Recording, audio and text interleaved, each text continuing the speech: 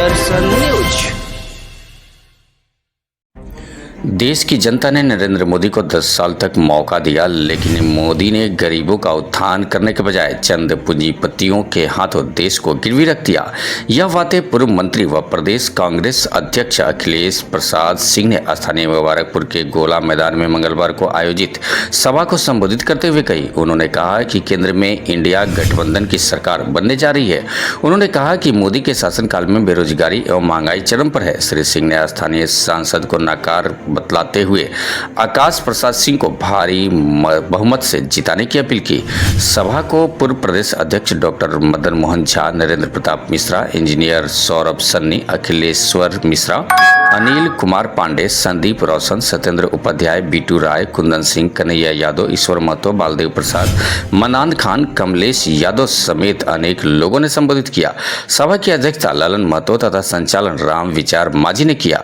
वहीं प्रदेश कांग्रेस अध्यक्ष ने नाराज राजद नेता व जीप सदस्य प्रतिनिधि राजू रुद्र यादव को समझा बुझाकर हेलीकॉप्टर पर बैठाकर पटना भेज दिया। सारण से वीर सिंह की रिपोर्ट।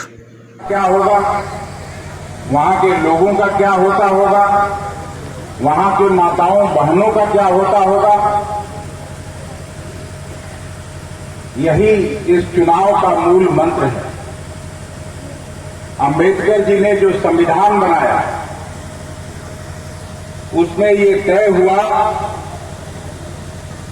कि जो भी सांसद चुने जाते हों, जो भी विधायक चुने जाते हों, जो ग्राम पंचायतों के मुखिया चुने जाते हों, जिला परिषद के सदस्य चुने जाते हों, ब्लॉक के प्रमुख चुने जाते हों, सबका कार्यकाल 5 साल का हो।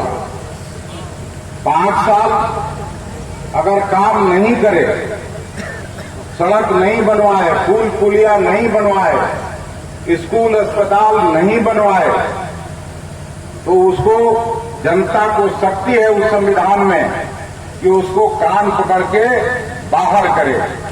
इस संविधान, अंबेडकर जी के संविधान ने ये शक्ति आपको दी है कि जो चौकी और ये मंच जो है लगा हुआ, मंच और चौकी पर बैठे वो चौकीदार की भूमिका उनकी होगी, और जो जमीन पर बैठे हैं उनकी भूमिका जमींदार की होगी, जैसे पहले राजा महाराजा का होता था।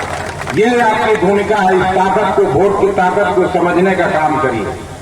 मैं जानता हूं यहाँ आगरी बिरादरी से लेके मुबारकपुर में बाबू साहब भी हैं, ब्राह्मण परिवार भी है, लेकिन सबसे ज्यादा गरीब परिवार, मलाह, बिंद, नोनिया, ये सबसे ज्यादा संख्या में लोग रहते हैं।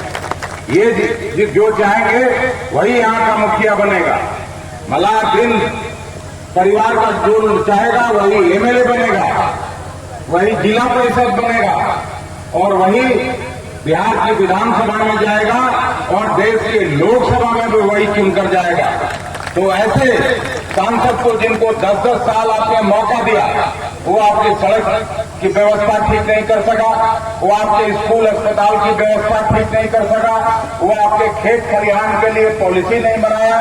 तो ऐसे सांसद को कहिए कि आप जाके घर बैठिए, अब हम नया आदमी को मौका देंगे। कांग्रेस पार्टी ने कहा है, अभी देखिए, कांग्रेस पार्टी जो आजादी की पार्टी है, आपके पुरखों ने इस देश को ब्रिटिश हुकूमत से आजादी दिलाने का काम किया।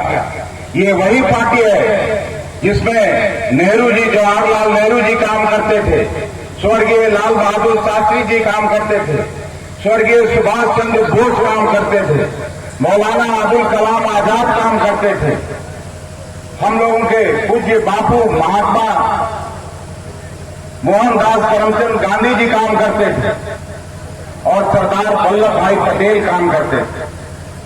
और इन सब लोगों ने मिलकर इस देश को आजाद कराने का काम किया था।